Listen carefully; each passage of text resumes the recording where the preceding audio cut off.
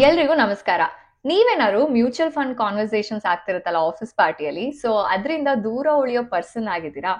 ಅಥವಾ ನಾನ್ ಮತ್ತೆ ಬರ್ತೀನಿ ಅಂತ ಅದರಿಂದ ಎಸ್ಕೇಪ್ ಆಗೋದು, ಅಥವಾ ಮ್ಯೂಚುವಲ್ ಫಂಡ್ ಸಹಿ ಅಂತ ಸುಮ್ನೆ ಹೇಳ್ತಾ ಹೋಗೋದು, ಈ ರೀತಿ ಎಲ್ಲ ಮಾಡ್ತಿರೋರಲ್ಲಿ ನೀವ್ ಒಬ್ರ? ಹಾಗಾದ್ರೆ ಇವತ್ತು ಅದು ಸ್ಟಾಪ್ ಆಗುತ್ತೆ. ಯಾಕಂದ್ರೆ ಈ ವಿಡಿಯೋದಲ್ಲಿ ನಾವು ಮ್ಯೂಚುವಲ್ ಫಂಡ್ಸ್ ನ ಬೇಸಿಕ್ಸ್ ಇಂದ ಅರ್ಥ ಮಾಡ್ಕೊಳ್ಳೋಣ. ನಿಮ್ಗೇನು ಗೊತ್ತಿಲ್ಲ ಅಂದ್ರೂ ಓಕೆ, ನೀವ್ ಈ ವಿಡಿಯೋನ ಪೂರ್ತಿ ನೋಡಿದ್ರೆ ನಿಮ್ಗೆಲ್ಲ ಗೊತ್ತಾಗುತ್ತೆ ಅಂತ ಹೇಳ್ಬೋದು.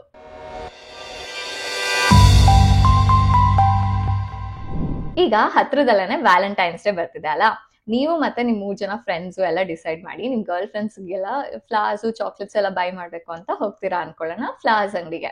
ಅಲ್ಲಿ ಒಂದ್ ಬ್ಯಾಸ್ಕೆಟ್ ಅಲ್ಲಿ 16 ಫ್ಲವರ್ಸ್ ಇರುತ್ತೆ ಅಂತ ಅನ್ಕೊಳ್ಳೋಣ. ತಗೊಂಡ್ರೆ ಒಟ್ಟಿಗೆ ತಗೊಂಡ್ಬೇಕು. ಅದ್ರ ಪ್ರೈಸ್ ಬಂದು 400 ರೂಪಾಯಿ ಅಂತ ಅನ್ಕೊಳ್ಳೋಣ. ಬಟ್ ನಿಮ್ ಪಾಕೆಟ್ಸ್ ಅಲ್ಲಿ ಬರೀ 100 ರೂಪಾಯಿ ಇರುತ್ತೆ ಅಂತ ಅನ್ಕೊಳ್ಳೋಣ, ನಿಮ್ದು ಅದೇ ಬಜೆಟ್.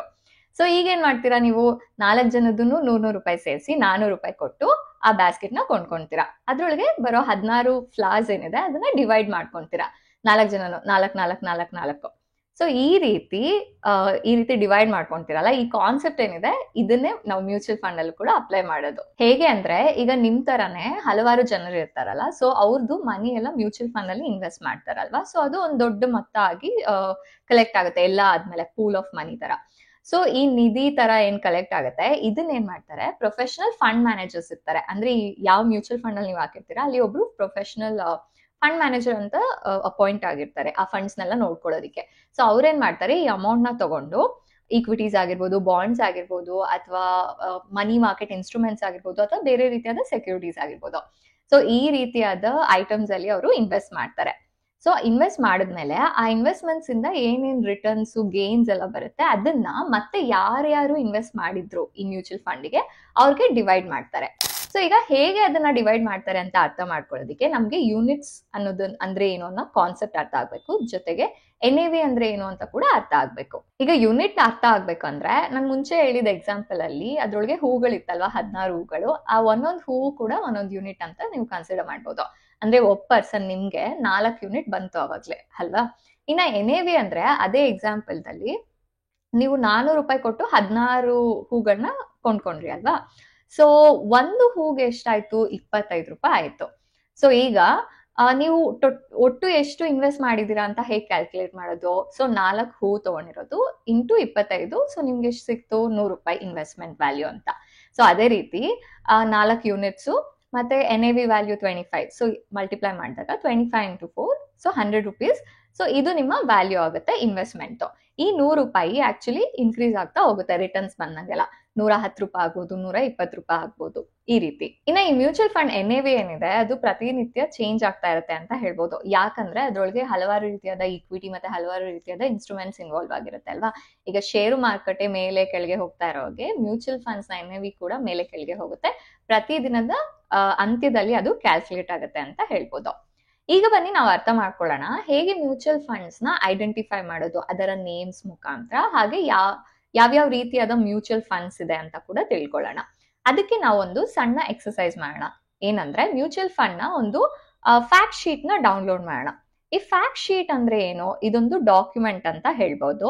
ಈ ಮ್ಯೂಚುವಲ್ ಫಂಡ್ ಸ್ಕೀಮ್ ನ ಎಲ್ಲ ಅಗತ್ಯವಾದ ಇನ್ಫಾರ್ಮೇಶನ್ ಕೂಡ ಇದರಿಂದ ನಮ್ಗೆ ಸಿಗುತ್ತೆ.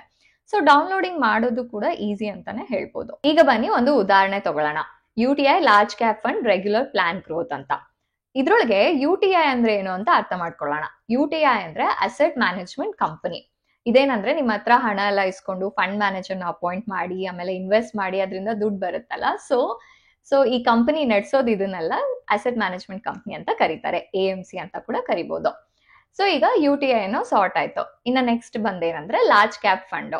ಈಗ ಲಾರ್ಜ್ ಕ್ಯಾಪ್ ಫಂಡ್ ಏನು ಅಂತ ಅಂದ್ರೆ, ಸೊ ಈಗ ಮಾರ್ಕೆಟ್ ಕ್ಯಾಪಿಟಲೈಸೇಷನ್ ಪ್ರಕಾರ ಟಾಪ್ 100 ಕಂಪ್ನೀಸ್ ಇರುತ್ತೆ ಅಲ್ಲ, ಅದ್ರೊಳಗೆ 80% ಆಫ್ ಅಸೆಟ್ಸ್ ಅಂದ್ರೆ ನಿಮ್ಮ ಹತ್ರನೇ ಕಲೆಕ್ಟ್ ಮಾಡಿರೋ ಮನಿ ಇದೆಯಲ್ಲ ಅದನ್ನ ಅಸೆಟ್ಸ್. ಸೊ ಅದ್ರೊಳಗೆ 80% ಅಷ್ಟನ್ನ ಇವರು ಇನ್ವೆಸ್ಟ್ ಮಾಡ್ತಾರೆ ಈ ಟಾಪ್ 100 ಕಂಪ್ನೀಸ್ ಅಲ್ಲಿ. ಸೊ ಅದಕ್ಕೆ ಇದನ್ನ ಲಾರ್ಜ್ ಕ್ಯಾಪ್ ಫಂಡ್ ಅಂತ ಕರೀತಾರೆ. ಸೊ ಇದು ಕೂಡ ಒಂದು ಈಕ್ವಿಟಿ ಮ್ಯೂಚುವಲ್ ಫಂಡ್ ಅಂತಾನೆ ಅನ್ಬೋದು. ಸೊ ಈಗ ಇದ್ರೊಳಗೆ ಏನ್ ಸಿಗುತ್ತೆ ಅಂದ್ರೆ ಸ್ಟೆಬಿಲಿಟಿ ಸಿಗುತ್ತೆ. ಯಾಕಂದ್ರೆ ವಾಲಟಾಲಿಟಿ ಕಡಿಮೆ ಇರುತ್ತೆ, ಅಂದ್ರೆ ಏರಿಳಿತ ಏನಿರುತ್ತೆ ಅದು ಕಡಿಮೆ ಇರುತ್ತೆ. ಈಗ ಸ್ಟಾಕ್ ಮಾರ್ಕೆಟ್ ಅಲ್ಲಿ ತುಂಬಾ ವಾಲಟೈಲು, ಕಡಿಮೆ ವಾಲಟೈಲ್ ಅಂತೆಲ್ಲ ನಾವು ಬೈಫಕೇಟ್ ಮಾಡ್ತೀವಿ. ಸೊ ಅದ್ರೊಳಗೆ ಇದು ವಾಲಟಾಲಿಟಿ ಕಡಿಮೆ ಇರುತ್ತೆ. ಇನ್ನ ಜಾಸ್ತಿ ವಾಲಟೈಲ್ ಇರುತ್ತೆ ಅಂದ್ರೆ ಸ್ಮಾಲ್ ಕ್ಯಾಪ್ ಫಂಡ್ ಅನ್ಬೋದು, ಮೀಡಿಯಂ ಅಂದ್ರೆ ಮಿಡ್ ಕ್ಯಾಪ್ ಫಂಡ್ ಅಂತ ಅನ್ಬೋದು. ನಂತರ ಬರೋದು ಡೈರೆಕ್ಟ್ ಪ್ಲಾನ್. ಈ ಡೈರೆಕ್ಟ್ ಪ್ಲಾನ್ ಅಲ್ಲಿ ಏನಾಗುತ್ತೆ ಅಂತ ಅಂದ್ರೆ ನೀವು ಯಾವುದೇ ರೀತಿಯಾದ ಏಜೆಂಟ್ಸ್ ಡಿಸ್ಟ್ರಿಬ್ಯೂಟರ್ಸ್ ಜೊತೆ ಬಂದಿಲ್ಲ ಅಂತ, ಡೈರೆಕ್ಟ್ ಆಗಿ ಇನ್ವೆಸ್ಟ್ ಮಾಡ್ತಾ ಇದ್ದೀರಾ ಅಂತ. ಡೈರೆಕ್ಟ್ ಆಗಿ ಇನ್ವೆಸ್ಟ್ ಮಾಡ್ತಾ ಇರೋದಕ್ಕೆ ನೀವು ಯಾವುದೇ ರೀತಿಯಾದ ಕಮಿಷನ್ ಕೊಡೋ ಅಷ್ಟಿಲ್ಲ ಈ ಏಜೆಂಟ್ಸ್ಗೆ ಅಥವಾ ಡಿಸ್ಟ್ರಿಬ್ಯೂಟರ್ಸ್ಗೆ. ಸೊ ಇದರಿಂದ ಏನಾಗುತ್ತೆ, ನಿಮ್ಮ ಪ್ರಾಫಿಟ್ಸ್ ನಿಮ್ಗೆ ಉಳಿಯುತ್ತೆ. ಇಲ್ಲ ಅಂದ್ರೆ ಏನಾಗುತ್ತೆ ಅಂದ್ರೆ ಆ ಏಜೆಂಟ್ಸ್ಗೆ ನೀವು ಕಮಿಷನ್ ಕೊಡ್ಬೇಕಾಗುತ್ತೆ, ನಿಮ್ ಪ್ರಾಫಿಟ್ ಅಲ್ಲಿ ಕಟ್ ಆಗುತ್ತೆ ಅಂತಾನೆ ಹೇಳ್ಬೋದು. ಇದು ಡೈರೆಕ್ಟ್ ಪ್ಲಾನ್ ಆಯ್ತಲ್ಲ. ಕಡೆ ವರ್ಡ್ ಬಂದು ಗ್ರೋತ್. ಗ್ರೋತ್ ಏನು ಅಂತ ಅಂದ್ರೆ ಈಗ ನಿಮ್ಗೆ ರಿಟರ್ನ್ಸ್ ಬರುತ್ತಲ್ಲ, ಆ ರಿಟರ್ನ್ಸ್ ನ ನೀವು ರೀಇನ್ವೆಸ್ಟ್ ಮಾಡೋ ಹಾಗೆ. ಅಂದ್ರೆ ಇವಾಗ ಡಿವಿಡೆಂಡ್ಸ್ ಬರುತ್ತೆ ಅಂತ ಅನ್ಕೊಳ್ಳೋಣ. ಗ್ರೋತ್ ಪ್ಲಾನ್ ಆಲ್ಟರ್ನೇಟಿವ್ ಆಗಿ ಡಿವಿಡೆಂಡ್ಸ್ ಅಂತ ನೀವೇನಾದ್ರು ತಗೊಂಡ್ರೆ, ಸೊ ನಿಮ್ಗೆ ಆ ಡಿವಿಡೆಂಡ್ ಬ್ಯಾಂಕಿಗೆ ಬರುತ್ತೆ ಅಂತ ಅನ್ಕೊಳ್ಳೋಣ. ಸೊ ಆಗ ಏನಾಗುತ್ತೆ, ಅದು ರೀಇನ್ವೆಸ್ಟ್ ಆಗಲ್ಲ. ಸೊ ಇದರಿಂದ ಏನಾಗುತ್ತೆ, NAV ವ್ಯಾಲ್ಯೂ ಏನಿದೆ ಕಡಿಮೆ ಆಗುತ್ತೆ ಡಿವಿಡೆಂಟ್ ಅಲ್ಲಿ. ಬಟ್ ಆದ್ರೆ ಗ್ರೋತ್ ಪ್ಲಾನ್ ಅಲ್ಲಿ NAV ವ್ಯಾಲ್ಯೂ ಏನಿದೆ ಅದು ಜಾಸ್ತಿ ಆಗುತ್ತೆ ಅಂತ ಹೇಳ್ಬೋದು. ಸೊ ಇದರಿಂದ NAV ಬೇಗ ಬೆಳೆಯಕ್ ಶುರು ಆಗುತ್ತೆ ಡಿವಿಡೆಂಡ್ ಪ್ಲಾನ್ಗೆ ಕಂಪೇರ್ ಮಾಡಿದ್ರೆ.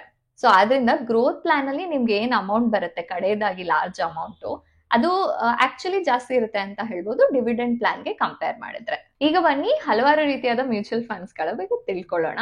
ಮೊದಲನೇದಾಗಿ ಕ್ಯಾಟಗರಿ ಮಾಡಿದ್ರೆ ಅದ್ರೊಳಗೆ ಸಬ್ ಕ್ಯಾಟಗರಿ ಕೂಡ ಹಲವಾರು ರೀತಿಯಾದ ಮ್ಯೂಚುವಲ್ ಫಂಡ್ಸ್ ಗಳಿರುತ್ತೆ. ನೀವೇನಾದ್ರು ಬೇಕಂದ್ರೆ ಗೆಸ್ ಮಾಡ್ಬೋದು ನಮ್ಮ ಕಮೆಂಟ್ ಬಾಕ್ಸ್ ಅಲ್ಲಿ ಎಷ್ಟು ರೀತಿಯಾದ ಮ್ಯೂಚುವಲ್ ಫಂಡ್ಸ್ ಇದೆ ಅಂತ. ಈಗ ಮೊದಲನೇದಾಗಿ ಮೆಚುರಿಟಿ ಪೀರಿಯಡ್ ಅಂತ ತಗೊಂಡ್ರೆ ಅದ್ರೊಳಗೆ ಓಪನ್ ಎಂಡೆಡ್ ಇದೆ, ಕ್ಲೋಸ್ ಎಂಡೆಡ್ ಇದೆ, ಹಾಗೆ ಇಂಟರ್ವಲ್ ಇದೆ. ಈ ಓಪನ್ ಎಂಡೆಡ್ ಏನು ಅಂತ ಅಂದ್ರೆ ನೀವು ಯಾವಾಗ ಬೇಕಾದ್ರೂ ಬೈ ಮಾಡ್ಬೋದು, ಯಾವಾಗ ಬೇಕಾದ್ರೂ ಸೆಲ್ ಮಾಡ್ಬೋದು. ಸೊ ಇದು ಮ್ಯೂಚುವಲ್ ಫಂಡ್ಸ್ ಅಲ್ಲಿ ಮೆಜಾರಿಟಿ ಇದೇ ಇರೋದು ಅನ್ಬೋದು. 59% ಮ್ಯೂಚುವಲ್ ಫಂಡ್ಸ್ ಇದೇ ರೀತಿಯಾಗಿ ವರ್ಕ್ ಆಗೋದು. ಇನ್ನ ಕ್ಲೋಸ್ಡ್ ಎಂಡೆಡ್ ಏನು ಅಂತ ಅಂದ್ರೆ, ಸೊ ನೀವು ಯಾವಾಗ ಬೇಕೋ ಅವಾಗ ಬೈ ಮಾಡೋದಿಕ್ಕಾಗಲ್ಲ, ಸೆಲ್ ಮಾಡೋದಿಕ್ಕಾಗಲ್ಲ. ಯಾಕಂದ್ರೆ ಒಂದು ಇನಿಷಿಯಲ್ ಲಾಂಚ್ ಆದ್ಮೇಲೆ ಹೊಸ ಇನ್ವೆಸ್ಟರ್ಸ್ ಏನಿರ್ತಾರೆ ಅವರು ಇನ್ವೆಸ್ಟ್ ಕೂಡ ಮಾಡೋದಿಕ್ಕಾಗಲ್ಲ. ಹಾಗೆ ಮೆಚುರಿಟಿ ಕೂಡ ಒಂದು ಸ್ಪೆಸಿಫಿಕ್ ಡೇಟ್ ಇರುತ್ತೆ. ಸೊ ನೀವ್ ಯಾವಾಗ ಬೇಕಂದ್ರೆ ಅವಾಗ ಸೆಲ್ ಮಾಡೋದಕ್ಕೂ ಕೂಡ ಆಗೋದಿಲ್ಲ. ಈಗ ಇಂಟರ್ವಲ್ ಅಂತ ಅಂದ್ರೆ, ಸೊ ಇದು ಕಾಂಬಿನೇಷನ್ ಅಂತ ಹೇಳ್ಬೋದು, ಓಪನ್ ಎಂಡೆಡ್ ಮತ್ತೆ ಕ್ಲೋಸ್ ಎಂಡೆಡ್. ಸೊ ಅವರೇ ಪ್ರೀ ಡಿಟರ್ಮೈನ್ ಮಾಡಿರ್ತಾರೆ ಯಾವ ಇಂಟರ್ವಲ್ಸ್, ಇವಾಗ 3 months 6 months ಅಂತ ಡಿಸೈಡ್ ಮಾಡಿರ್ತಾರೆ. ಸೊ ಆ ಇಂಟರ್ವಲ್ಸ್ ಅಲ್ಲಿ ಮಾತ್ರ ಆ NAV ರಿಲೇಟೆಡ್ ಪ್ರೈಸಸ್ ಅಲ್ಲಿ ನೀವು ಬೈ ಮತ್ತೆ ಸೆಲ್ ಮಾಡ್ಬೋದು. ಸೊ ಈಗ ಇನ್ನೊಂದು ಕ್ಯಾಟಗರಿ ಬಗ್ಗೆ ತಿಳ್ಕೊಳ್ಳೋಣ. ಇನ್ನೊಂದು ಕ್ಯಾಟಗರಿ ಬಂದು ಪ್ರಿನ್ಸಿಪಲ್ ಇನ್ವೆಸ್ಟ್ಮೆಂಟ್ಸ್ ಮತ್ತೆ ಸ್ಟ್ರಾಟಜಿ ಅಂತ. ಇದೇನು ಅಂತ ಅಂದ್ರೆ, ಸೊ ನೀವು ನಿಮ್ಮ ಅಮೌಂಟ್ ನ ಕೊಡ್ತಿರಲ್ಲ, ಅದು ಎಲ್ಲಿ ಇನ್ವೆಸ್ಟ್ಮೆಂಟ್ ಆಗ್ಬೇಕು ಅಂತ, ಹಾಗೆ ಯಾವ ರೀತಿಯಾದ ಸ್ಟ್ರಾಟಜಿ ಮಾಡ್ಬೇಕು ಅಂತ. ಸೊ ಇದ್ರ ಮೇಲೆ ಕೂಡ ಕ್ಯಾಟಗರೀಸ್ ಇದೆ. ಮೊದಲನೇದು ಬಂದು ಈಕ್ವಿಟಿ ಫಂಡ್ಸ್, ಎರಡನೇದು ಬಂದು ಡೆಟ್ ಫಂಡ್ಸ್, ಮೂರನೇದು ಬಂದು ಹೈಬ್ರಿಡ್ ಫಂಡ್ಸ್ ಅಂತ. ಈಗ ಈಕ್ವಿಟಿ ಸ್ಕೀಮ್ ಅಂತ ತಗೊಂಡ್ರೆ ಅದ್ರೊಳಗೆ 10 ಸಬ್ ಕ್ಯಾಟಗರೀಸ್ ಇದೆ. ಲಾರ್ಜ್ ಕ್ಯಾಪ್, ಸ್ಮಾಲ್ ಕ್ಯಾಪ್ ಮತ್ತೆ ಮಿಡ್ ಕ್ಯಾಪ್ ಈ ರೀತಿ. ಅದ್ರ ಜೊತೆಗೆ ಅದರ ಡಿಫ್ರೆಂಟ್ ಕಾಂಬಿನೇಷನ್ಸ್ ಗಳು ಕೂಡ ಇದೆ. ಇದಲ್ದಿರ ಸೆಕ್ಟರ್ ಸ್ಪೆಸಿಫಿಕ್ ಫಂಡ್ಸ್ ಇವೆ. ಈಗ ಡಿವಿಡೆಂಡ್ ಈಲ್ ಫಂಡ್ಸ್ ಇರ್ಬೋದು, ELSS ಫಂಡ್ಸ್ ಇರ್ಬೋದು, ಫೋಕಸ್ ಫಂಡ್ಸ್ ಇರ್ಬೋದು, ಹೀಗೆ. ಇನ್ನ ಡೆಟ್ ಸ್ಕೀಮ್ ಅಂತ ತಗೊಂಡ್ರೆ ಇದನ್ನ ಇನ್ಕಮ್ ಫಂಡ್ಸ್ ಅಂತಾನು ಕರೀತಾರೆ, ಬಾಂಡ್ ಫಂಡ್ಸ್ ಅಂತಾನು ಕರೀತಾರೆ. ಯಾಕೆ ಅಂತ ಅಂದ್ರೆ, ಸೊ ಫಿಕ್ಸ್ಡ್ ಇನ್ಕಮ್ ಇನ್ಸ್ಟ್ರೂಮೆಂಟ್ಸ್ ಮೇಲೆ ಈ ಡೆಟ್ ಸ್ಕೀಮ್ಸ್ ಗಳು ಇನ್ವೆಸ್ಟ್ ಮಾಡುತ್ತೆ. ಇದ್ರೊಳಗೂ ಕೂಡ 16 ಕ್ಯಾಟಗರೀಸ್ ಇದೆ. ಓವರ್ ನೈಟ್ ಫಂಡ್ಸ್ ಇರ್ಬೋದು, ಕಾರ್ಪೊರೇಟ್ ಬಾಂಡ್ ಫಂಡ್ಸ್ ಇರ್ಬೋದು, ಬ್ಯಾಂಕಿಂಗ್ ಮತ್ತೆ PSU ಫಂಡ್ಸ್ ಇರ್ಬೋದು, ಗಿಫ್ಟ್ ಫಂಡ್ಸ್ ಇರ್ಬೋದು, ಹೀಗೆ ಹಲವಾರು ರೀತಿಯಾದ ಫಂಡ್ಸ್. ಇನ್ನ ಹೈಬ್ರಿಡ್ ಸ್ಕೀಮ್ ಅಂತ ತಗೊಂಡ್ರೆ, ಸೊ ಈಕ್ವಿಟಿ ಫಂಡ್ಸ್ ಮತ್ತೆ ಡೆಟ್ ಫಂಡ್ಸ್ ಇದೆರಡನ್ನು ಮಿಕ್ಸ್ ಮಾಡ್ಬಿಟ್ಟು 2 ಸ್ಕೀಮ್ ನ ಮಿಕ್ಸ್ ಮಾಡಿ ಹೈಬ್ರಿಡ್ ಸ್ಕೀಮ್ ಮಾಡ್ತಾರೆ. ಸೊ ಇದ್ರೊಳಗೂ ಕೂಡ 6 ಕ್ಯಾಟಗರೀಸ್ ಇದೆ. ಇದ್ರೊಳಗೆ ಮಲ್ಟಿ ಅಸೆಟ್ ಅಲೋಕೇಶನ್ ಫಂಡ್ಸ್ ಇರ್ಬೋದು, ಈಕ್ವಿಟಿ ಸೇವಿಂಗ್ಸ್ ಇರ್ಬೋದು, ಕನ್ಸರ್ವೇಟಿವ್ ಹೈಬ್ರಿಡ್ ಫಂಡ್ಸ್ ಇರ್ಬೋದು, ಮತ್ತೆ ಹಲವಾರು ರೀತಿಯಾದ ಫಂಡ್ಸ್ ಇದೆ. ಈಗ ಇನ್ನೊಂದು ಕ್ಯಾಟಗರಿ ನೋಡ್ಬೇಕಂದ್ರೆ ಸೊಲ್ಯೂಷನ್ ಓರಿಯೆಂಟೆಡ್ ಫಂಡ್. ಇದ್ರೊಳಗೆ 2 ಕ್ಯಾಟಗರಿ ಇದೆ. ಒಂದು ರಿಟೈರ್ಮೆಂಟ್ ಫಂಡ್ಸ್, ಇನ್ನೊಂದು ಚಿಲ್ಡ್ರನ್ ಫಂಡ್ಸ್ ಅಂತ. ಇದು ಸ್ಪೆಸಿಫಿಕ್ ಪ್ಲಾನ್ ಗೋಸ್ಕರ ಮಾಡಿರುವಂತ ಫಂಡ್ಸ್. ಈಗ ಇನ್ನೂ ಹಲವಾರು ರೀತಿಯಾದ ಸ್ಕೀಮ್ಸ್ ಗಳಿದೆ. ಈಗ ETFs ಆಗಿರ್ಬೋದು, ಇಂಡೆಕ್ಸ್ ಫಂಡ್ಸ್ ಆಗಿರ್ಬೋದು, ಅಥವಾ ಫಂಡ್ಸ್ ಆಫ್ ಫಂಡ್ಸ್ ಆಗಿರ್ಬೋದು. ಈಗ ಇಂಡೆಕ್ಸ್ ಫಂಡ್ಸ್ ಏನಂದ್ರೆ, ಈಗ ಇಂಡೆಕ್ಸ್ ಅಲ್ಲಿ ಏನೇನ್ ಸೆಕ್ಯೂರಿಟೀಸ್ ಇರುತ್ತೆ, ಸೇಮ್ ಸೆಕ್ಯೂರಿಟೀಸ್ ಅಂದ್ರೆ ಸೇಮ್ ಈಕ್ವಿಟಿ ಅಲ್ಲಿ ಇವರು ಇನ್ವೆಸ್ಟ್ ಮಾಡ್ತಾರೆ. ಅದ್ರ ಜೊತೆಗೆ ಸೇಮ್ ಪ್ರಪೋರ್ಷನ್ ಅಲ್ಲೂ ಕೂಡ ಇನ್ವೆಸ್ಟ್ ಮಾಡ್ತಾರೆ. ಸೊ ಅಲ್ಲಿ ಏನ್ ರಿಸಲ್ಟ್ ಬರುತ್ತೆ ಆಲ್ಮೋಸ್ಟ್ ಇಲ್ಲಿ ಬರೋ ಹಾಗೆ. ಇನ್ನ ಫಂಡ್ಸ್ ಆಫ್ ಫಂಡ್ಸ್ ಅಂದ್ರೆ ನೇಮ್ ಹೇಳ್ದಾಗೆನೆ ಇನ್ನ ಬೇರೆ ಮ್ಯೂಚುವಲ್ ಫಂಡ್ಸ್ ಯೂನಿಟ್ಸ್ ಇರುತ್ತಲ್ಲ, ಅದ್ರ ಮೇಲೆ ಈ ಮ್ಯೂಚುವಲ್ ಫಂಡ್ ಇನ್ವೆಸ್ಟ್ ಮಾಡುತ್ತೆ. ಸೊ ಡೈರೆಕ್ಟ್ ಆಗಿ ಯಾವುದೇ ರೀತಿಯಾದ ಈಕ್ವಿಟಿನ ಇವ್ರು ಬೈ ಮಾಡೋದಿಲ್ಲ. ಸೊ ಇಂಡೈರೆಕ್ಟ್ ಆಗಿ ಬೈ ಮಾಡ್ದಂಗೆ ಆಗುತ್ತೆ, ಯಾಕಂದ್ರೆ ಇವರು ಮ್ಯೂಚುವಲ್ ಫಂಡ್ ಅಲ್ಲೇನೆ ಇನ್ವೆಸ್ಟ್ ಮಾಡ್ತಾ ಇದ್ದಾರೆ. ಈ ಕ್ಯಾಟಗರಿಯಲ್ಲಿ ಇರುವಂತ ಪ್ರತಿಯೊಂದು ಮ್ಯೂಚುವಲ್ ಫಂಡ್ ಅಲ್ಲೂ ಕೂಡ ಅದರದೇ ಆದಂತ ಪ್ಯಾರಾಮೀಟರ್ಸ್ ಇರುತ್ತೆ. ಈಗ ಯಾವ ರೀತಿಯಾದ ರಿಟರ್ನ್ ರೇಟ್ಸ್ ನ ಕೊಡ್ಬೇಕು, ಯಾವ ರೀತಿಯಾದ ಲಾಕಿಂಗ್ ಪೀರಿಯಡ್, ಹಾಗೆ ಅಲೋಕೇಶನ್ ಹೇಗಿರುತ್ತೆ, ಈ ಎಲ್ಲ ಪ್ಯಾರಾಮೀಟರ್ಸ್ ನ ಕೂಡ ಹೊಂದಿರುತ್ತೆ. ಸೊ ಮ್ಯೂಚುವಲ್ ಫಂಡ್ ನ ತಗೊಳಕ್ ಮುಂಚೆ ಈ ರೀತಿಯಾದ ಡೀಟೇಲ್ಡ್ ಇನ್ಫಾರ್ಮೇಶನ್ ಬಗ್ಗೆ ಎಲ್ಲ ತಿಳ್ಕೊಂಡು ಆ ಮ್ಯೂಚುವಲ್ ಫಂಡ್ ಬಗ್ಗೆ ನಂತರನೇ ಇನ್ವೆಸ್ಟ್ ಮಾಡಿ ಅಂತ ಹೇಳ್ಬೋದು. ಈಗ ಮ್ಯೂಚುವಲ್ ಫಂಡ್ ಹೇಗ್ ವರ್ಕ್ ಆಗುತ್ತೆ ಅಂತ ತಿಳ್ಕೊಳ್ಳೋಣ. ಯೂನಿಟ್ ವ್ಯಾಲ್ಯೂ ಹೇಗ್ ಕ್ಯಾಲ್ಕುಲೇಟ್ ಆಗುತ್ತೆ ಅನ್ನೋದ್ರ ಬಗ್ಗೆ ಕೂಡ ತಿಳ್ಕೊಳ್ಳೋಣ. ಈಗ ನೀವೇನು ಹಣನ ಇನ್ವೆಸ್ಟ್ ಮಾಡಿರ್ತೀರಾ ಮ್ಯೂಚುವಲ್ ಫಂಡ್ ಅಲ್ಲಿ, ಆ ಹಣನ ಅವ್ರು ತಗೊಂಡೋಗಿ ಡಿಫ್ರೆಂಟ್ ಅಂದ್ರೆ ಹಲವಾರು ರೀತಿಯಾದ ಸೆಕ್ಯೂರಿಟೀಸ್ ಮೇಲೆ ಇನ್ವೆಸ್ಟ್ ಮಾಡಿರ್ತಾರೆ. ಅದ್ರ ಜೊತೆಗೆ ಹಲವಾರು ರೀತಿಯಾದ ಪ್ರಪೋರ್ಷನ್ಸ್ ಅಲ್ಲಿ ಇನ್ವೆಸ್ಟ್ ಮಾಡಿರ್ತಾರೆ. ಅಂದ್ರೆ ಬೇರೆ ಬೇರೆ ಪ್ರಪೋರ್ಷನ್ಸ್. ಅದು ಹೇಗೆ ಡಿಸೈಡ್ ಆಗುತ್ತೆ ಅಂದ್ರೆ ನೀವು ಯಾವ ರೀತಿಯಾದ ಮ್ಯೂಚುವಲ್ ಫಂಡ್ ನ ತಗೊಂಡಿದ್ದೀರಾ ಅದ್ರ ಮೇಲೆ ಅದು ಡಿಸೈಡ್ ಆಗುತ್ತೆ ಪ್ರಪೋರ್ಷನ್. ಉದಾಹರಣೆಗೆ ಸೆಕ್ಟೋರಲ್ ಅಥವಾ ಥೆಮ್ಯಾಟಿಕ್ ಫಂಡ್ಸ್ ಅಂತ ತಗೊಂಡ್ರೆ, ಈಗ ಸೆಕ್ಟೋರಲ್ ಫಂಡ್ಸ್ ಅಂದ್ರೆ ಯಾವುದೋ ಒಂದು ಸೆಕ್ಟರ್ ಇರುತ್ತೆ, ಆ ಸೆಕ್ಟರ್ ಅಲ್ಲಿ ಇರುವಂತ ಇಕ್ವಿಟಿ ರಿಲೇಟೆಡ್ ಇನ್ಸ್ಟ್ರೂಮೆಂಟ್ಸ್ ಮೇಲೆ ಆ ಮ್ಯೂಚುವಲ್ ಫಂಡ್ ಇನ್ವೆಸ್ಟ್ಮೆಂಟ್ ಮಾಡಕ್ಕಾಗುತ್ತೆ. ಆ ಇನ್ವೆಸ್ಟ್ಮೆಂಟ್ ಅಟ್ಲೀಸ್ಟ್ ಮಿನಿಮಮ್ ಇನ್ವೆಸ್ಟ್ಮೆಂಟ್ 80% ಇರಬೇಕು ಆ ಸೆಕ್ಟರ್ ಅಲ್ಲಿ. ಸೊ ಅದಕ್ಕೆ ಅದನ್ನ ಸೆಕ್ಟೋರಲ್ ಫಂಡ್ಸ್ ಅಂತ ಕರೀತಾರೆ. ಈಗ ಒಂದು ಎಕ್ಸಾಂಪಲ್ ತಗೊಂಡ್ರೆ, ಸ್ಟಾಕ್ ಎ ಬಂದು 10% ಇದೆ ಅಂತ ಅನ್ಕೊಳ್ಳೋಣ ಈ ಮ್ಯೂಚುವಲ್ ಫಂಡ್ ಅಲ್ಲಿ. ಹಾಗೆ ಸ್ಟಾಕ್ ಬಿ ಬಂದು 20%, ಕಾರ್ಪೊರೇಟ್ ಬಾಂಡ್ಸ್ ಬಂದು 10%, ಸ್ಟಾಕ್ ಸಿ 30%, ಇನ್ನ ಟ್ರೆಜರಿ ಬಿಲ್ಸ್ 5%, ಹಾಗೆ ಗವರ್ಮೆಂಟ್ ಬಾಂಡ್ಸ್ 10%, ಮತ್ತೆ ಸ್ಟಾಕ್ ಡಿ 20% ಅಂತ ಅನ್ಕೊಳ್ಳೋಣ.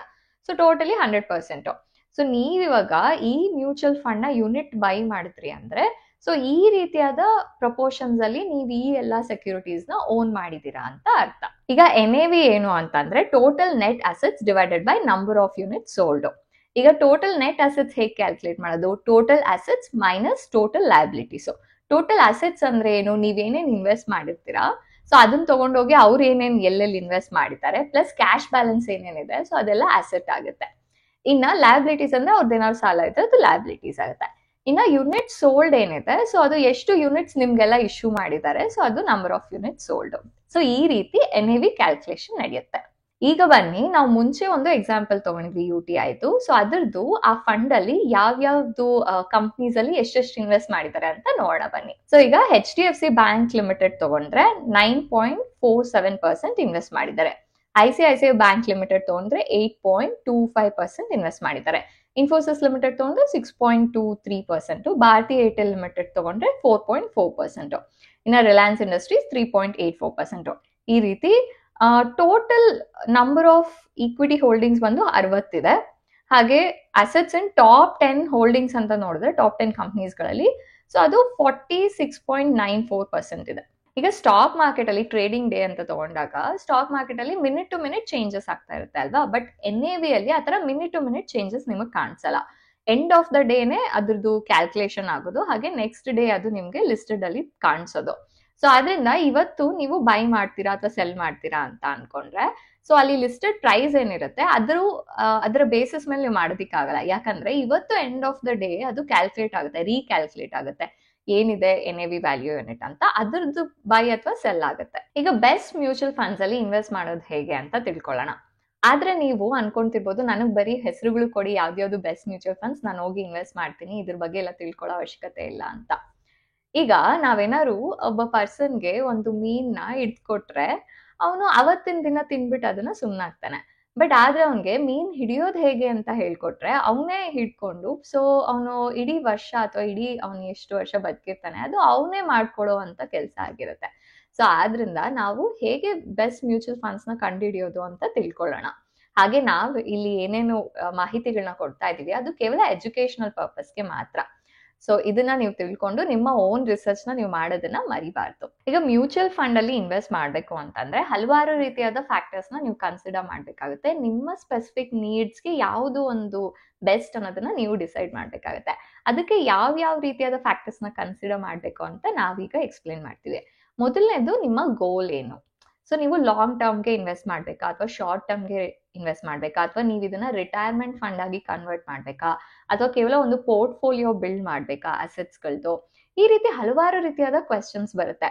ಸೊ ಈಗ ಸ್ಟ್ರೀಮ್ ಆಫ್ ಇನ್ಕಮ್ ಮಾಡ್ಬೇಕಂತ ಅನ್ಕೊಂಡಿದೀರಾ ಇದನ್ನ, ಅಂದ್ರೆ ನಿಮ್ಮ ಆಲ್ರೆಡಿ ಏನಿರುತ್ತೆ ನಿಮ್ಮ ಹತ್ರ ಇನ್ಕಮ್, ಅದ್ರ ಜೊತೆಗೆ ಇದು ಒಂದು ಪ್ಯಾರಲಲ್ ಸ್ಟ್ರೀಮ್ ಆಫ್ ಇನ್ಕಮ್ ಮಾಡ್ಬೇಕು ಅನ್ಕೊಂಡಿದೀರಾ, ಅಥವಾ ನೀವು ಹಾಲಿಡೇಗೆ ಹೋಗ್ಬೇಕು ಅಂತ ಅನ್ಕೊಂಡಿದ್ದೀರಾ, ಅಥವಾ ಚಿಲ್ಡ್ರನ್ಸ್ಗೆ ಎಜುಕೇಶನ್ಗೆ ಒಂದು ಫಂಡ್ ನ ಕ್ರಿಯೇಟ್ ಮಾಡ್ಬೇಕು ಅನ್ಕೊಂಡಿದ್ದೀರಾ.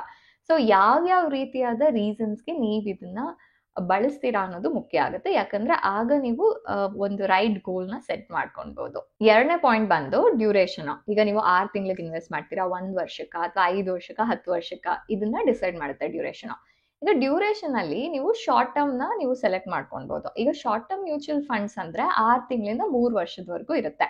ಇದು ಯಾವ್ಯಾವ ಪರ್ಪಸ್ಗೆ ಅಂದ್ರೆ, ಇವಾಗ ನೀವು ಒಂದು ಹಾಲಿಡೇ ಇಂಟರ್ನ್ಯಾಷನಲ್ ಟ್ರಿಪ್ ಹೋಗ್ಬೇಕು ಅನ್ಕೊಂಡಿದ್ದೀರಾ, ಅಥವಾ ಒಂದು ಬೈಕ್ ತಗೊಳ್ಬೇಕು ಅನ್ಕೊಂಡಿದ್ದೀರಾ, ಅಥವಾ ಕಾರ್ ತಗೊಳ್ಬೇಕು ಅನ್ಕೊಂಡಿದ್ದೀರಾ, ಈ ರೀತಿ ಒಂದ್ 2-3 ವರ್ಷದಲ್ಲಿ ಇದನ್ನ ಅಚೀವ್ ಮಾಡ್ಬೇಕು ಅನ್ಕೊಂಡಿದ್ದೀರಾ ಅಂತ ಅನ್ಕೊಳ್ಳೋಣ. ಸೊ ಅದಕ್ಕೆ ನೀವು ಶಾರ್ಟ್ ಟರ್ಮ್ ಮ್ಯೂಚುವಲ್ ಫಂಡ್ಸ್ ನ ಸೆಲೆಕ್ಟ್ ಮಾಡ್ಕೊಬಹುದು. ಬಟ್ ಇದ್ರೊಳಗೆ ಏನಾಗುತ್ತೆ ಅಂದ್ರೆ ನೀವು ರಿಸ್ಕ್ ನ ಕಡಿಮೆ ಇಡ್ಬೇಕಾಗತ್ತೆ, ಯಾಕಂದ್ರೆ ನಿಮ್ಗೆ ಅಷ್ಟು ಅಮೌಂಟ್ ಆ ಟೈಮಿಗೆ ಬೇಕಾಗುತ್ತೆ ಅಲ್ವಾ. ಸೊ ರಿಸ್ಕ್ ಕಡಿಮೆ ಇಡಬೇಕು ಅಂತ ಅಂದ್ರೆ ಡೆಟ್ ಮ್ಯೂಚುವಲ್ ಫಂಡ್ ನ ನೀವು ಆಪ್ಟ್ ಮಾಡ್ಬೇಕಾಗತ್ತೆ. ಇದು ಈಕ್ವಿಟಿ ಮ್ಯೂಚುವಲ್ ಫಂಡ್ಸ್ಗಿನ್ನ ಕಡಿಮೆ ರಿಸ್ಕ್ ಇರುತ್ತೆ.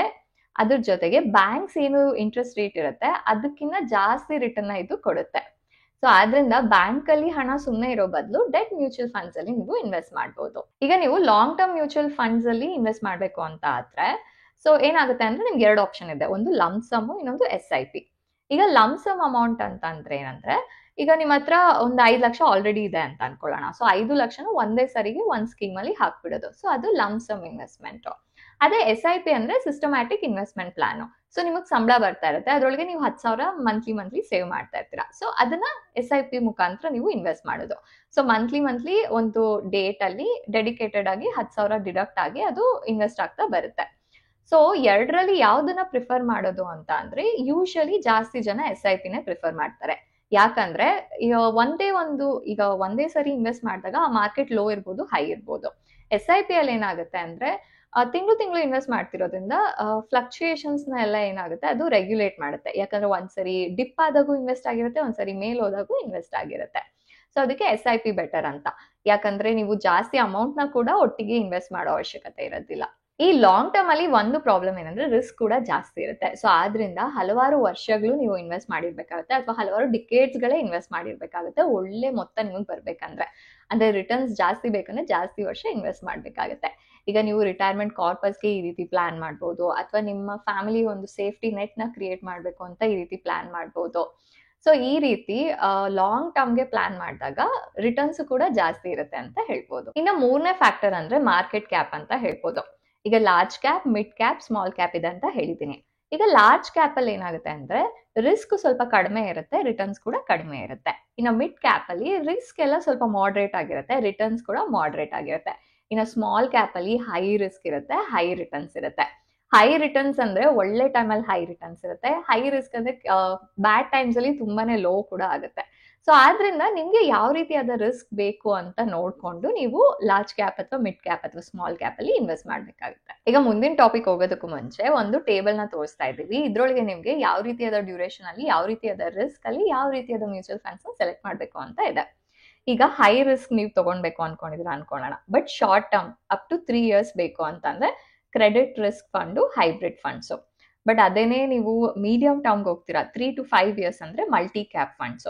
ಅದೇ ಲಾಂಗ್ ಟರ್ಮಿಗೆ ಹೋಗ್ತೀರಾ 5 years ಅಂಡ್ ಅಬೋ ಅಂತ ಹೋದಾಗ ಮಿಡ್ ಕ್ಯಾಪ್ ಫಂಡ್ಸ್ ಮತ್ತೆ ಸ್ಮಾಲ್ ಕ್ಯಾಪ್ ಫಂಡ್ಸ್. ಅದೇ ಮೀಡಿಯಂ ರಿಸ್ಕ್ ಬಂದಾಗ ಅಪ್ ಟು 3 years ಅಲ್ಲಿ low duration funds, ultra short duration funds. ಅದೇ ಮೀಡಿಯಂ ಟರ್ಮಿಗೆ ಹೋದ್ರೆ ಬ್ಯಾಲೆನ್ಸ್ಡ್ ಅಡ್ವಾಂಟೇಜ್ ಫಂಡ್ಸ್. ಅದೇ ಲಾಂಗ್ ಟರ್ಮಿಗೆ ಹೋದ್ರೆ ಮಲ್ಟಿ ಕ್ಯಾಪ್ ಫಂಡ್ಸ್. ಇನ್ನು ಲೋ ರಿಸ್ಕ್ ಅಂತ ಬಂದ್ರೆ ಶಾರ್ಟ್ ಟರ್ಮ್ ಹೋದ್ರೆ ಓವರ್ ನೈಟ್ ಫಂಡ್ಸ್ ಮತ್ತೆ ಲಿಕ್ವಿಡ್ ಫಂಡ್ಸ್. ಇನ್ನು ಮೀಡಿಯಂ ಟರ್ಮ್ ಅಲ್ಲಿ ಶಾರ್ಟ್ ಡ್ಯೂರೇಷನ್ ಫಂಡ್ಸ್ ಮತ್ತೆ ಗಿಲ್ಟ್ ಫಂಡ್ಸ್. ಅದೇ ಲಾಂಗ್ ಟರ್ಮಿಗೆ ಹೋದ್ರೆ ಲಾರ್ಜ್ ಕ್ಯಾಪ್ ಫಂಡ್ಸ್. ಇನ್ನು 4ನೇ ಮ್ಯಾಟರ್ ಬಂದ್ಬಿಟ್ಟು ಮ್ಯೂಚುವಲ್ ಫಂಡ್ ಪ್ಯಾರಾಮೀಟರ್ಸ್. ಅದ್ರೊಳಗೆ ಮೊದಲನೇದು ಫಂಡ್ ಪರ್ಫಾರ್ಮೆನ್ಸ್. ಸೊ ಈಗ 3 ವರ್ಷದಲ್ಲಿ, 5 ವರ್ಷದಲ್ಲಿ, 7 ವರ್ಷದಲ್ಲಿ, 10 ವರ್ಷದಲ್ಲಿ ಈ ಫಂಡ್ಸ್ ಹೇಗ್ ಪರ್ಫಾರ್ಮ್ ಮಾಡಿದೆ ಅಂತ ನೋಡ್ಬೇಕಾಗುತ್ತೆ. ಮಾರ್ಕೆಟ್ ಅಪ್ಸ್ ಅಂಡ್ ಡೌನ್ಸ್ ಅಲ್ಲೆಲ್ಲ ಹೇಗ್ ಪರ್ಫಾರ್ಮ್ ಮಾಡಿದೆ, ಚೆನ್ನಾಗಿ ಮಾಡಿದ್ಯಾ, ಅಥವಾ ಬೆಂಚ್ ಮಾರ್ಕಿನ ಜಾಸ್ತಿ ಮಾಡಿದ್ಯಾ, ಬೆಂಚ್ ಮಾರ್ಕಿನ ತುಂಬಾ ಕಡಿಮೆ ಮಾಡಿದ್ಯಾ, ಈ ರೀತಿಯಾದ ಮಾಹಿತಿನ ನೀವು ಕಲೆಕ್ಟ್ ಮಾಡ್ಬೇಕಾಗುತ್ತೆ. ಹಾಗೆ ಬೇರೆ ಇವಾಗ ಕೋವಿಡ್ ಟೈಮಲ್ಲಿ ಹೇಗೆ ಪರ್ಫಾರ್ಮ್ ಮಾಡ್ತು, ಹಾಗೆ ಬೇರೆ ಇನ್ಸಿಡೆಂಟ್ ಅಲ್ಲಿ ಏನೇನಾಯ್ತು ಅನ್ನೋದನ್ನ ಕೂಡ ನೀವು ಚೆಕ್ ಮಾಡ್ಬೇಕಾಗತ್ತೆ. ಹಾಗೆ ಫಂಡ್ ಮ್ಯಾನೇಜರ್ಸ್ ನ ಹಿಸ್ಟ್ರಿ ಕೂಡ ನೀವು ನೋಡ್ಬೇಕಾಗುತ್ತೆ, ಅವ್ರು ಯಾವ ರೀತಿಯಾದ ಫಂಡ್ಸ್ ನ ಹೇಗೆ ಮ್ಯಾನೇಜ್ ಮಾಡ್ತಾರೆ ಅಂತ. ಈಗ ಮತ್ತೊಂದು ಪ್ಯಾರಾಮೀಟರ್ ಅಂದ್ರೆ ಎಕ್ಸ್ಪೆನ್ಸ್ ರೇಷಿಯೋ.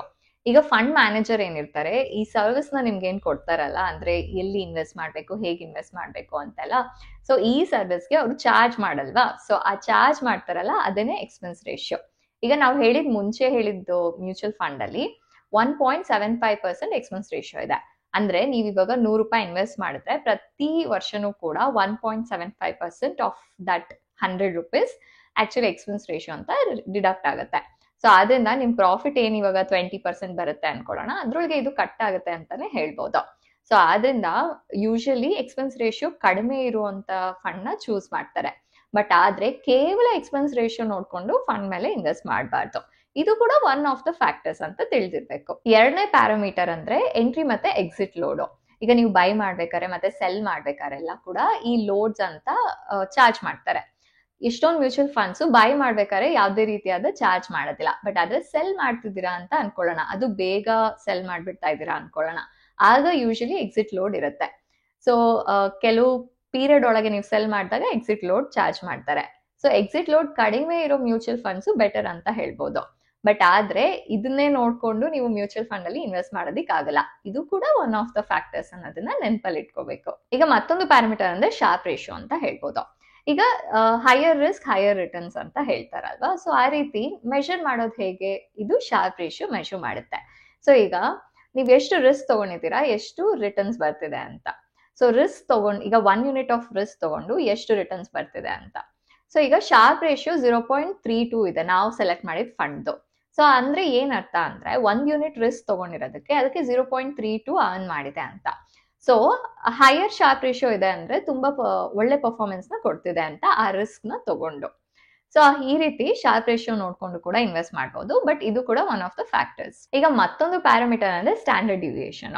ಈಗ ಸ್ಟ್ಯಾಂಡರ್ಡ್ ಡಿವಿಯೇಷನ್ ಏನ್ ಹೇಳುತ್ತೆ ಅಂದ್ರೆ ಇದು ಮ್ಯೂಚುವಲ್ ಫಂಡ್ ಎಷ್ಟು ವೇರಿ ಆಗಿದೆ ಓವರ್ ದ ಇಯರ್ಸ್ ಅಂತ ತೋರಿಸುತ್ತೆ.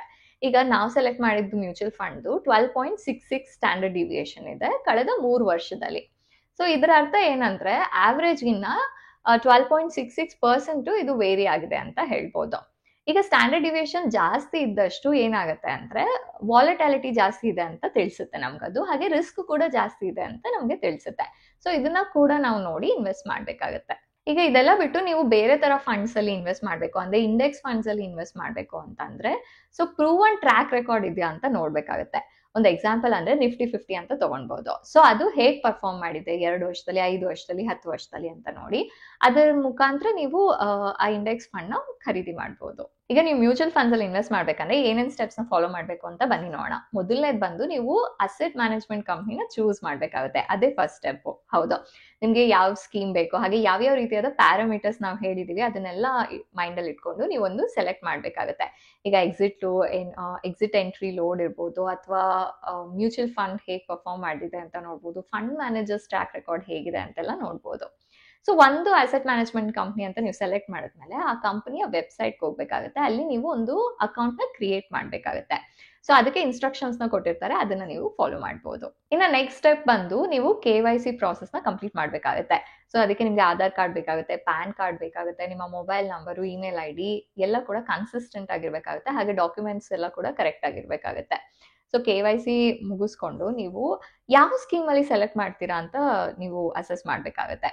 ಯಾಕಂದ್ರೆ ನಿಮ್ಮ ಇನ್ವೆಸ್ಟ್ಮೆಂಟ್ ಗೋಲ್ ಏನಿರುತ್ತೆ ಅದ್ರ ಮೇಲೆ ನೀವು ಸ್ಕೀಮ್ ನ ಸೆಲೆಕ್ಟ್ ಮಾಡ್ಬೇಕಾಗುತ್ತೆ. ಹಾಗೆ ನಿಮ್ಮ ರಿಸ್ಕ್ ಅಪಟೈಟ್ ಏನಿದೆ, ಮತ್ತೆ ಫಂಡ್ ಟೈಪ್ ಯಾವ್ದು ಬೇಕಾಗಿದೆ, ಹಾಗೆ ಯಾವ ಸೆಕ್ಟರ್ ಅಲ್ಲಿ ನೀವು ಇನ್ವೆಸ್ಟ್ ಮಾಡಬೇಕು, ಇದನ್ನೆಲ್ಲ ನೀವು ಅನಲೈಸ್ ಮಾಡ್ಬೇಕಾಗುತ್ತೆ. ನೆಕ್ಸ್ಟ್ ನೀವು ಲಂಸಮ್ ಮಾಡ್ತೀರಾ ಅಥವಾ SIP ಮಾಡ್ತೀರಾ ಅನ್ನೋದನ್ನ ಚೂಸ್ ಮಾಡ್ಬೇಕಾಗುತ್ತೆ. ಲಂಸಮ್ ಅಂದ್ರೆ ಏನು, ಡೈರೆಕ್ಟ್ ಆಗಿ ನೀವು ಇನ್ವೆಸ್ಟ್ ಮಾಡಿ ನಿಮ್ಮ ಮ್ಯೂಚುವಲ್ ಫಂಡ್ ಜರ್ನಿನ ಸ್ಟಾರ್ಟ್ ಮಾಡ್ಬೋದು.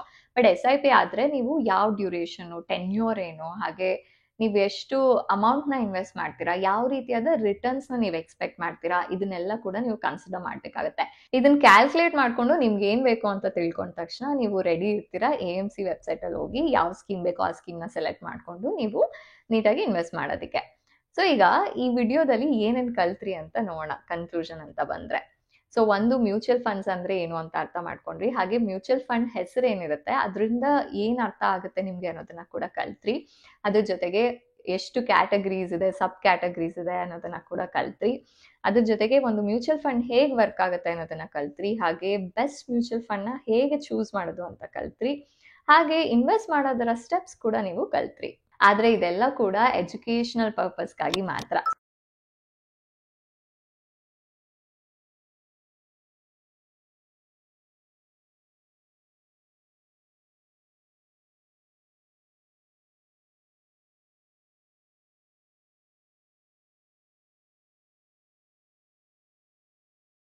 Investment in securities market are subject to market risks. Read all the related documents carefully before investing. Please read the risk disclosure documents carefully before investing in equity shares, derivatives, mutual fund, and or other instruments traded on the stock exchanges.